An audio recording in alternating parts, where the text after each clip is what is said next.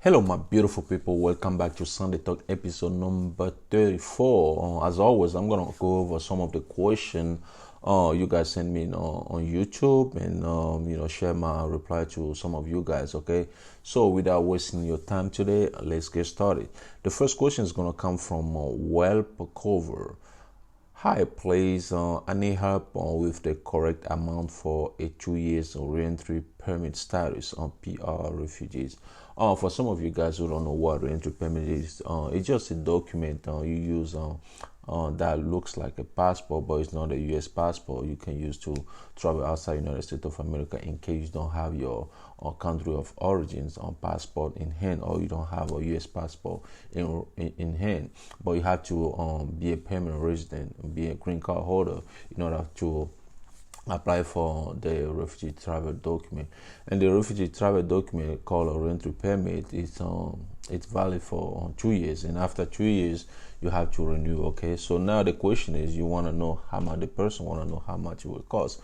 So if you are 13 years old or under, it will cost $575. Okay, but if you are 14 years old to 79 years old, it's gonna be $575 plus $85 on biometric fee. Okay, and then if you're over 80 years old, you are 80 or older, it's gonna be 575 as well. Let's go to another question here. This one, it was a question somebody sent me last December. Hello, me and my mom had an interview for B2 visa on December 4, and I got approved received an approval slip. My mom got her issue passport on 6, but my status showing administration process from the date of the interview. It's almost 9 working days past. Can any can you suggest me what's going on? If your status is showing administrative process, and then the U.S. consulate didn't contact you or ask you about any document, you just have to wait till they make the decision, because what's gonna happen is, if the visa is approved, like you say, you're just gonna get it. They're gonna put a visa in your passport and give it to you. But if it's in administrative processing, meaning that they're gonna go over your application again, or see maybe something's wrong, something's not wrong, stuff like that. They're just gonna go over, review your application one more time. So if they decide that you qualify to get a visa, they will get you a visa. There's nothing you can do but just wait. But like I say, in case they ask you for additional document, all you gotta do is just provide those additional documents and wait for them to make a final decision. Okay.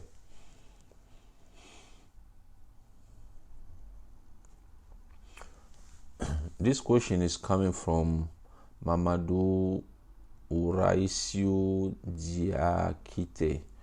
Hi, USA Mount. My name is Mamadou. Please, I have a question. Derivative applicant children can pay affidavit of support fees too?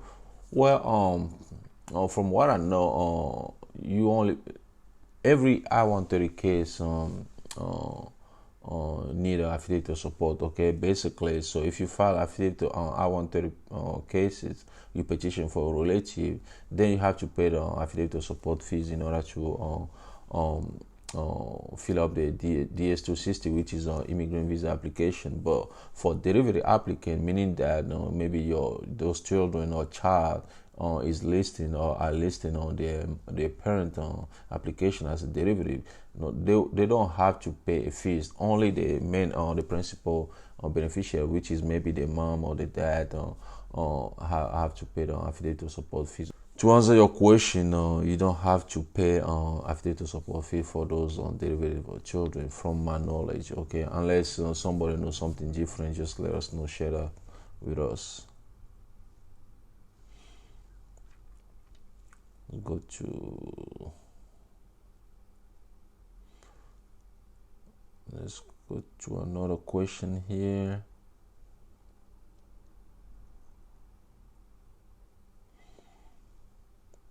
some of those questions are the same question. I don't wanna repeat myself every week, answering those questions. Um,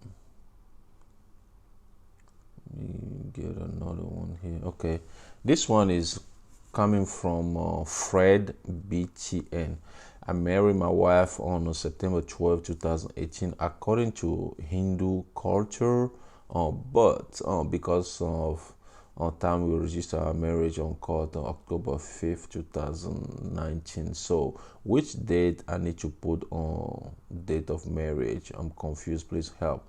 Well, excuse me, this person get married, like did a traditional wedding, and then they registered the wedding, meaning that they did a civil wedding as well. So he want to know which date he gonna put on the on the paper, as a marriage date. Like in the U.S., they will consider the court date. Okay, they will consider the court date. They won't consider your traditional wedding date. So because if you want to petition your spouse, you have to provide your marriage certificate. So whatever date is that marriage certificate, that's what they're gonna go by. So to file to fill up your document, it's better just to put the court date on the day you did a civil marriage. Okay, that's what you have to put on the paper.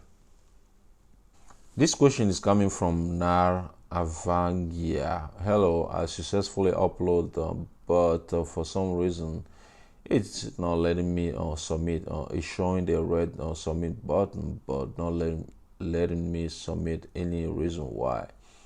Um, Sometimes if you log into the computer electronic application system and you've been there for like a while, being inactive for a while, maybe like I would say like 10 minutes, and then you're trying to do something on the page, it won't let you do anything. You have to log out and log back in. Okay, that's how it works. But if you log back in, it doesn't work. Try to change your browser and see if something gonna change. Okay.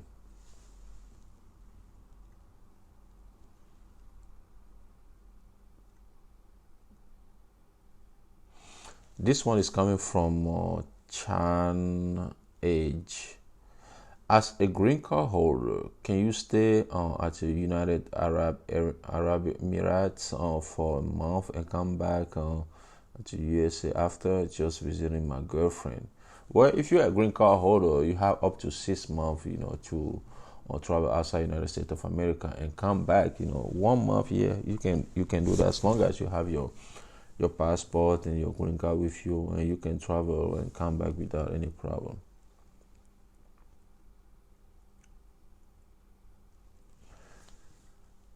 This one is coming from Aman Kaur. Hello, sir. Please tell me how to upload my birth certificate because my original birth certificate is Punjabi language and I translate English language, which I upload, sir. Please tell original one or translate. So basically, this person wanna know which birth certificate he gonna upload to NVC Computer Electronic Application Center. He wanna know if he gonna upload the one in on his uh, in Punjabi language or the one he translates to English. So when you send your document to NVC National Visa Center, make sure first of all make sure you translate those documents. Like in this case, is a birth certificate, but now you have to upload the both birth certificate. You have to upload the one you translate in English and the one in the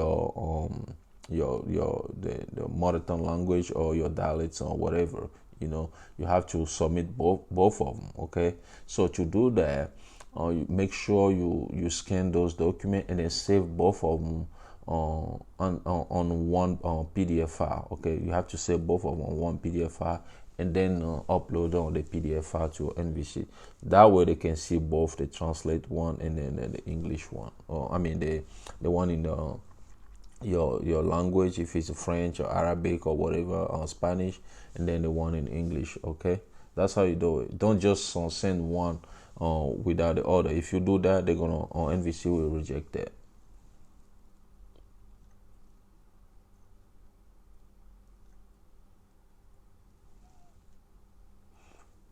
Okay.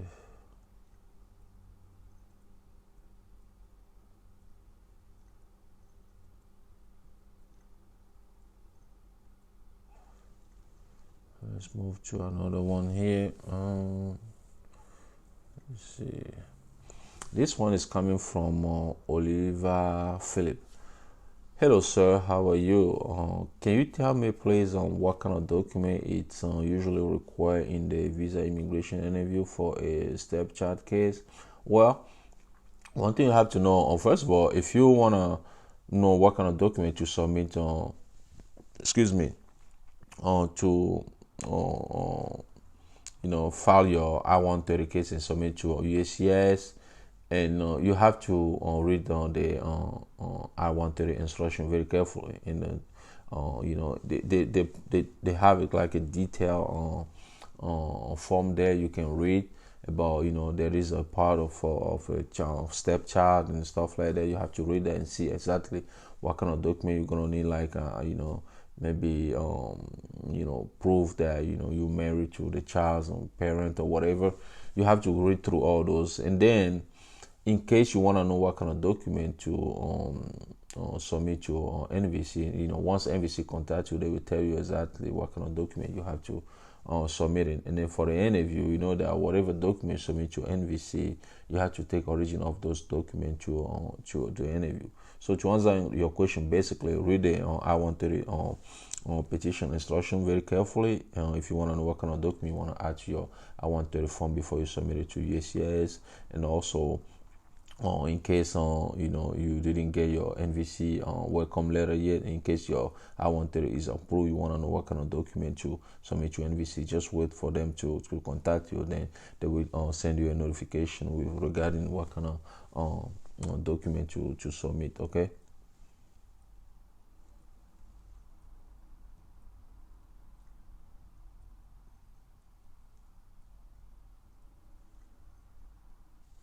This one is coming from TC Tommy.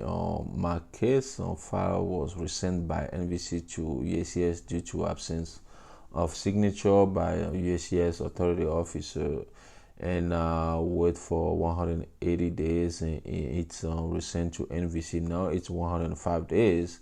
Over no response for NVC. How long do I need to wait for response? Well, it's gonna be hard to tell you exactly how long you're gonna wait. So once NVC review everything, and they will contact you. Okay, so once they receive everything from USCIS and everything is good, they will contact you eventually. But as far as how long will it take, because you've been waiting for so long now, maybe it's not going to take that long because they're already familiar with your case, and they will contact you as soon as possible so you can continue the process. Okay, so unfortunately, like I don't have like a rough estimate to tell you now, because usually once the case to move to NVC, depending on who is the petitioner, if it's the petitioner a green card holder or a US citizen, it might take between 2 to 3 months in order for them to contact you. But in your case, like I said, since they're already familiar with your case, they know what's going on. Maybe once their case gets there, they will contact you as soon as possible.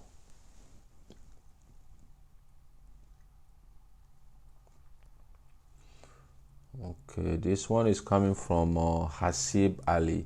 If the joint sponsor is a household member, do we have to file IA-64A and IA-64A, or just IA-64A? So I'm okay. Do we have to file IA-64 or IA-64A, or just IA-64A? So basically, for household member, you know that you have to file IA-64A, which is the form a household member has to fill out in order to help the sponsor, sponsor the intended immigrant. Okay, well, the joint sponsor as a household, I would say, if the person is a household member, you consider that person as a household member. The person lives with the main sponsor in this case. Then it's better just to file IA-64A. You know that by doing that you consider that person as a household member instead of joint sponsor. Okay, that's what I'm gonna say here. You cannot file both of them. One person cannot be a joint sponsor and then a household member at the same time. It gotta be either one. And like I say, if the person already lives with you, the main sponsor, it's better to use that person as a household member.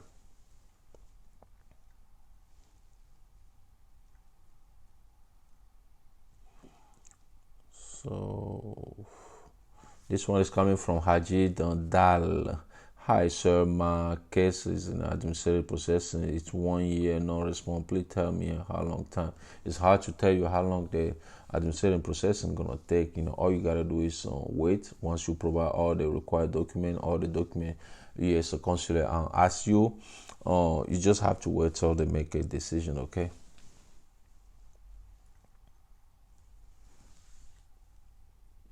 This one's gonna be the last one. It's coming from Horbel Lodge. Do I need copies of documents on the sponsor upload on all the petitioner because we don't live in the same country? Yes. To go to the interview, you're gonna need the origin of all the document the petitioner or the man or the sponsor upload to NVC National Visa Center. They say on their website. If you don't take those documents to the interview, I don't think they're gonna be able to interview you. It might delay the whole process. So make sure you ask the petitioner or the sponsor or excuse me. So make sure you ask the sponsor or the petitioner, the origin of those documents. He or she also submit to NVC National Video Center. You take those documents to go to the interview. Okay. Thanks for watching. And today's Sunday. And if you guys go to church, and please pray for me, pray for all of us. And whatever you do today, do it peacefully. Once again, thanks for watching, and I'll see you guys. Talk to you guys on next Sunday. Thank you. USA Monde.